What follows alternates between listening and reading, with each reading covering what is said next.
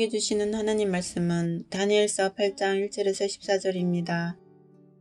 나 다니엘에게 처음에 나타난 환상 후 벨사살 왕제 3년에 다시 한 환상이 나타나니라. 내가 환상을 보았는데 내가 그것을 볼 때에 내 몸은 엘람 지방 수산성에 있었고 내가 환상을 보기는 을레 강변에 서 있느니라. 내가 눈을 들어본즉 강가에 두 뿔 가진 순양이 섰는데 그 두 뿔이 다 길었으며 그 중 한 뿔은 다른 뿔보다 길었고 그 긴 것은 나중에 난 것이더라. 내가 본즉 그 순양이 서쪽과 북쪽과 남쪽을 향하여 받으나 그것을 당할 짐승이 하나도 없고 그 손에서 구할 자가 없으므로 그것이 원하는 대로 행하고 강하여졌더라. 내가 생각할 때에 한 순념소가 서쪽에서부터 와서 온 지면에 두루 다니되 땅에 닿지 아니하며 그 염소의 두 눈 사이에는 현저한 뿔이 있더라. 그것이 두 뿔 가진 순양 곧 내가 본 바 강가에 섰던 양에게로 나아갈 때 분노한 힘으로 그것에게로 달려가더니 내가 본즉 그것이 순양에게로 가까이 나아가서는 더욱 성내어 그 순양을 쳐서 그 두 뿔을 꺾으나 순양에게는 그것을 대적할 힘이 없으므로 그것이 순양을 땅에 엎드러뜨리고 짓밟았으나 순양을 그 손에서 벗어나게 할 자가 없었더라. 순념소가 스스로 심히 강대하여 가더니 강승할 때에 그 큰 뿔이 꺾이고 그 대신에 현저한 뿔 넷이 하늘 사방을 향하여 났더라. 그중 한 뿔에서 또 작은 뿔 하나가 나서 남쪽과 동쪽과 또 영화로운 땅을 향하여 심히 커지더니 그것이 하늘 군대에 미칠 만큼 커져서 그 군대와 별들 중에 몇을 땅에 떨어뜨리고 그것을 짓밟고 또 스스로 높아져서 군대의 주제들을 대적하며 그에게 매일 드리는 제사를 없애버렸고 그의 성소를 헐었으며 그의 악으로 말미암아 백성이 매일 드리는 제사가 넘긴 바 되었고 그것이 또 진리를 땅에 던지며 자의로 행하여 형통하였더라. 내가 들은즉 한 거룩한 이가 말하더니 다른 거룩한 이가 그 말하는 이에게 묻되 환상에 나타난 바 매일 드리는 제사와 망하게 하는 죄 악에 대한 일과 성소와 백성이 내준 바 되며 짓밟힐 일이 어느 때까지 이르고 하매 그가 내게 이르되 2300주야까지니 그때의 성소가 정결하게 되리라 하였느니라. 아멘. 다니엘서 후반부인 7장부터 12장은 다니엘이 보았던 세 개의 환상과 그 환상에 대한 해석으로 구성되어 있습니다. 7장에는 첫 번째 환상인 네 짐승의 환상이 기록되어 있고 오늘 본문은 두 번째 환상인 순양과 순염소의 환상을 10장 이하는 세 번째 환상인 큰 전쟁에 관한 환상을 기록하고 있는데요. 첫 번째 환상이 바벨론 제국부터 메데 바사, 헬라, 로마 제국 시대를 담고 있다면 두 번째 환상은 바벨론은 건너뛰고 메데 바사와 헬라 제국 시대를 다루고 있습니다. 시대의 범위가 좁혀진 거죠. 세 번째 환상은 더 범위를 좁혀 헬라 제국 후반부에 일어난 이집트를 기반으로 했던 프톨레미 왕조와 팔레스틴을 기반으로 했던 셀루커스 왕조 간의 전쟁을 구체적으로 묘사하고 있는데요. 특히 유대인들에게 재앙과도 같았던 셀루커스 왕조의 안티오코스 4세 에피파네스의 악랄하고 파괴적인 통치에 집중합니다. 9절에 묘사되는 작은 뿔이 바로 안티오코스 에피파네스를 상징합니다. 이처럼 새 환상은 전혀 다른 내용을 담고 있는 게 아니라 특정 역사를 향해 구체화, 집중화되고 있는 겁니다. 영화 촬영 기술에 비유하면 두 번의 줌인을 통해 내 제국 역사에서 특정 시대로 클로즈업 시켜가는 것이죠.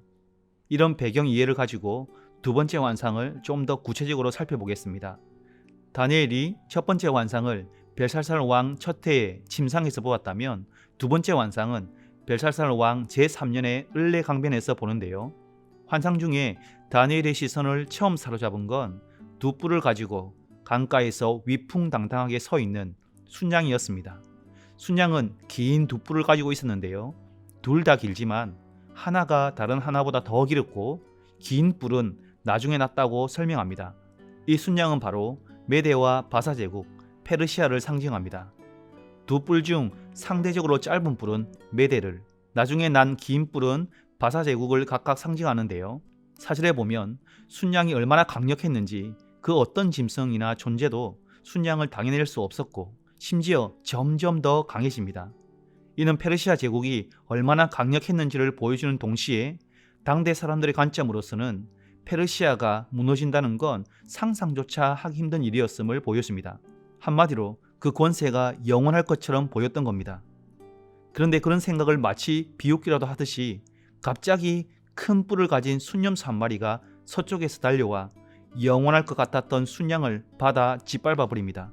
이 강력한 순념소는 헬라 제국이고 두 눈 사이의 큰 뿔은 헬라 제국을 일으켰던 알렉산더 대왕을 가리킵니다. 5절에 보시면 순념소가 너무 빨라서 마치 발이 땅에 닿지 않는 것처럼 보였는데요. 이건 헬라 제국이 자랑하던 정광석과 같은 기마 부대를 암시합니다. 주전 336년 마케도니아 왕이 된 알렉산더는 334년 봄에 원정을 떠나 331년 왕이 된 지 불과 5년 만에 티그리스강 상류 가우가멜라에서 페르시아 제국 다리오 3세의 대군을 괴멸시킵니다. 200년 이상 근동의 패자로 군림하며 영원할 것 같았던 페르시아가 신흥 강국 앞에 갑작스럽고 참혹한 종말을 맞은 겁니다. 알렉산더 대왕은 대제국 페르시아를 병합하는 데 만족하지 않고 인도까지 이르는 거대한 땅을 차지하게 됩니다. 한마디로 더 거대한 제국, 더 영원할 것 같은 나라를 세운 겁니다. 그런데 순념소의 신세도 순양의 신세와 별반 다르지 않습니다. 8절을 세 번역으로 읽겠습니다.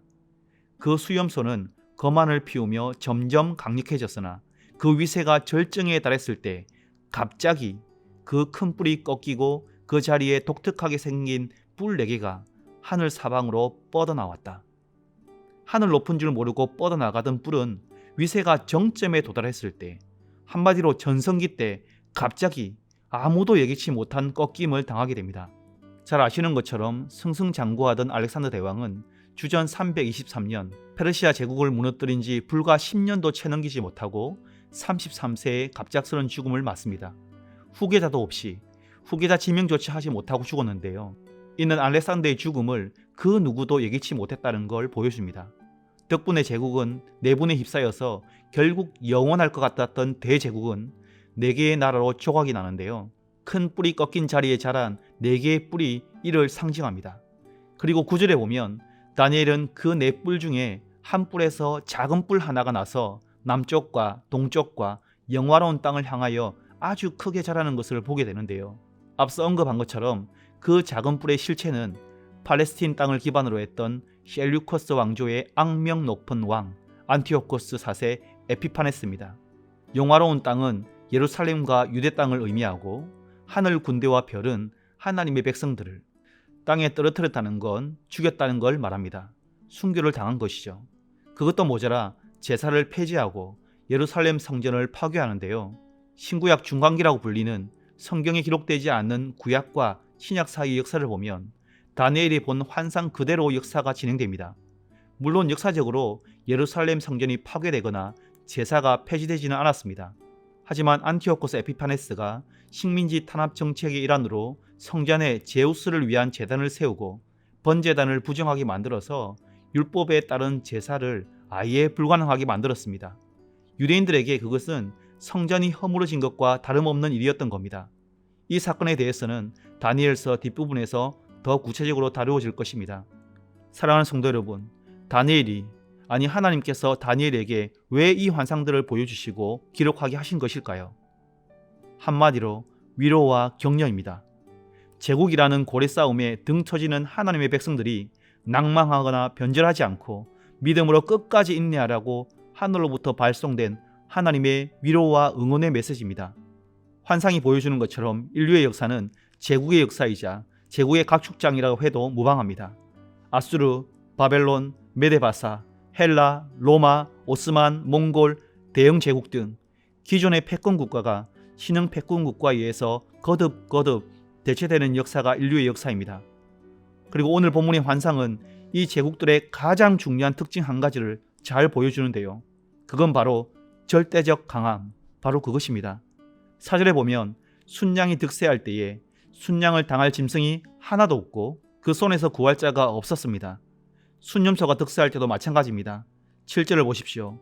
그것을 대적할 힘이 없으므로 그 손에서 벗어나게 할 자가 없었더라. 12절 후반절에 작은 뿔 역시 자기 마음대로 행하며 하는 일마다 형통합니다.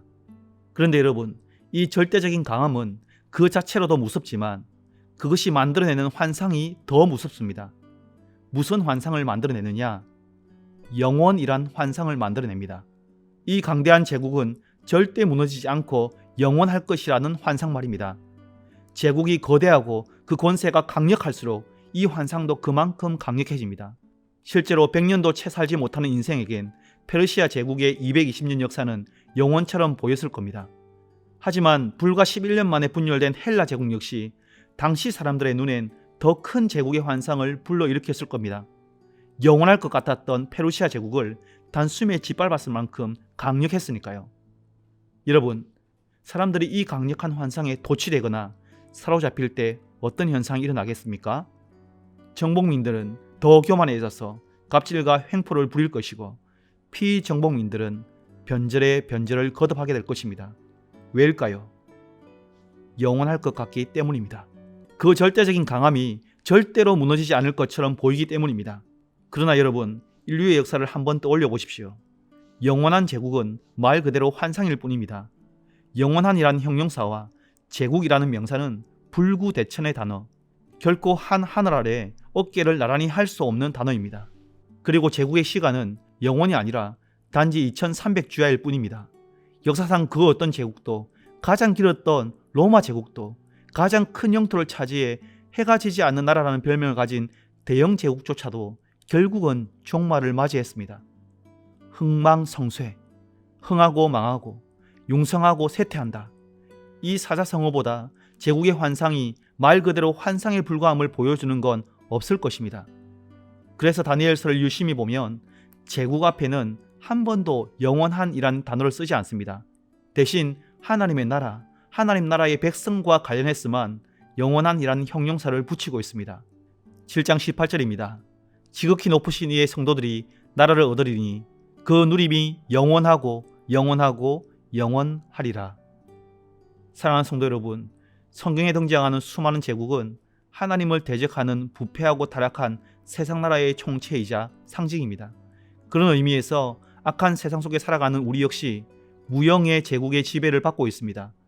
과학기술로 모든 문제를 해결할 수 있다고 믿는 과학만능주의, 무한 경쟁의 정신으로 남을 죽이지 않으면 내가 죽는다는 약육강식의 논리, 돈을 수단이 아닌 목적으로 삼고 하나님이 아닌 돈을 두려워하게 만드는 물질만능주의와 배금주의, 자기가 세상의 중심인 것처럼 오직 자기만을 위해 살아가는 극단적 이기주의, 거룩함이 아닌 거대함, 이런 죽음의 가치들로 무장한 강대한 세상 제국은 과거 수많은 제국들과 마찬가지로 우리에게 영원이라는 환상을 계속 불러일으키고 있습니다. 오늘도 우리를 길들이고 변질시키기 위해 모든 수단을 총동원해서 제국의 환상을 심고 제국의 환상에 도취시키려 들 것입니다. 지금으로부터 2600년 전 당신의 백성들이 제국의 환상에 길들여지지 않도록 다니엘을 통해 하늘의 환상을 보여주신 하나님께서 오늘 이 아침 우리에게도 동일한 하늘의 환상을 보여주시는 겁니다. 하늘의 환상으로 세상 제국의 거짓 환상을 깨시며 세상 제국으로부터 어떤 공포와 유혹을 받을지라도 변절하거나 타협하지 말고 인내함으로 끝까지 믿음을 지키라고 위로하고 격려하십니다. 다니엘과 새 친구처럼 신실하고 담대하게 말입니다. 우리는 지금 대강절 기간을 보내고 있습니다. 대강절은 이미 오신 예수님을 기념하고 기억하는 절기일 뿐만 아니라 다시 오실 예수님을 기대하고 소망하는 절기입니다. 이미 오셔서 세상 제국의 허상을 폭로하신 주님은 반드시 다시 오셔서 세상 제국의 환상을 산산조각 내버릴 것입니다. 다니엘서 4장 3절입니다.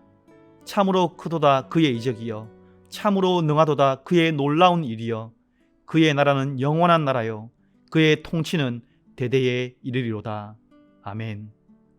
제왕 느부갓네살의 이 고백이 서문가족의 변치 않는 신앙 고백이 되길 간절히 소망합니다. 이 시간 우리에게 주신 말씀과 교회를 기억하며 기도하시겠습니다. 먼저 제국의 거짓 환상에 사로잡히거나 도취되어 살지 않고 하나님께서 주신 하늘 환상을 믿음으로 붙들고 다시 오실 주님을 소망하며 거룩하게 살아가게 하소서. 이렇게 기도합시다. 교회를 위해서는 이렇게 기도하겠습니다. 하나님께서 세우신 부서장들에게 성령 충만의 지혜와 능력을 부어주셔서 맡겨진 직임을 기쁨으로 잘 감당케 하소서. 이 두 가지 제목으로 기도하시고 개인적인 기도 제목으로 기도하시겠습니다.